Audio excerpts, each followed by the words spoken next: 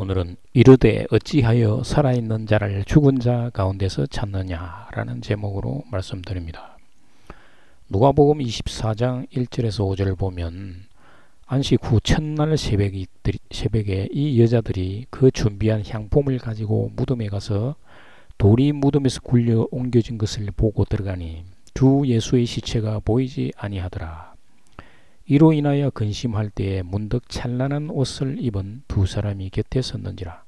여자들이 두려워 얼굴을 땅에 대니 두 사람이 이르되 어찌하여 살아있는 자를 죽은 자 가운데서 찾느냐.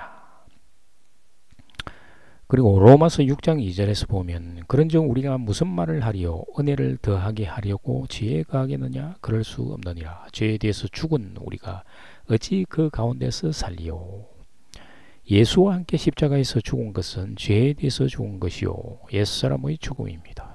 로마서 6장 6절에서 우리가 알거니와 우리의 옛사람이 예수와 함께 십자가에 못 박힌 것은 죄의 몸이 죽어 다시는 우리가 죄에게 종노릇하지 아니하리라 하미니 따라서 죄 안에서 살았던 것도 옛사람을 의미하는 것입니다.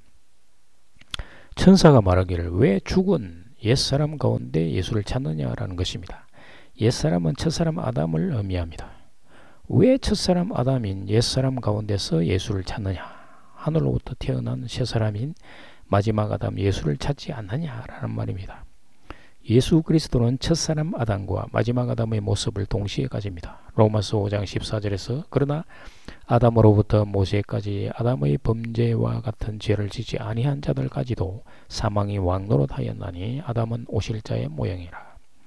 모형은 복사판이라는 것입니다. 첫사람 아담과 마지막 아담은 하나님의 형상으로 지음바 되신 그리스도라는 복사판이지만 첫사람 아담은 죄의 몸을 주고 마지막 아담은 부활 생명의 몸을 준다는 것입니다.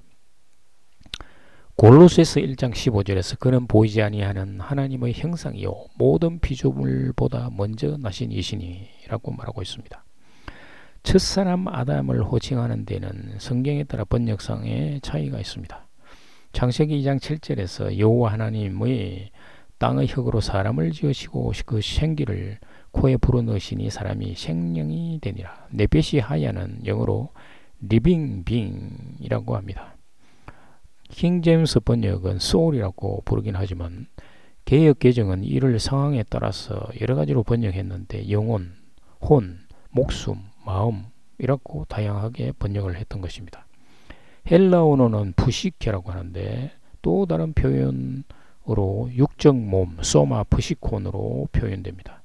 영어로는 flesh로 표현되었습니다. 따라서 다양한 번역상의 이유로 옛사람을 정의하기는 쉽지 않으나 육적 몸이라고 말을 할 수가 있겠습니다. 육적 몸은 육체와 다른 심령 속의 육적 자라고 할 수가 있을 것입니다.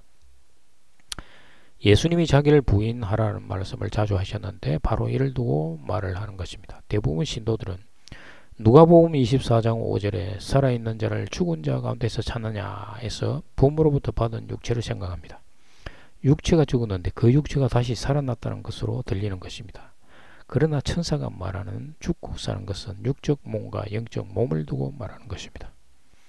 고린도전서 15장 44절에서 45절을 보면 육의 몸으로 신고 신령한 몸으로 다시 살아나느니 육의 몸이 있은즉 또 영의 몸도 있느니라. 기록된 바 첫사람 아담은 생령이 되었던가 같이 마지막 아담은 살려주는 영이 되었나니. 사도 바울이 육의 몸과 영의 몸에 대해서 설명하고 있습니다. 예수와 함께 십자가에서 죽은 것은 육의 몸이라는 것입니다. 그리고 살아난 것은 신령한 몸, 즉 영의 몸이라는 것입니다. 신령한 몸이라고 번역했지만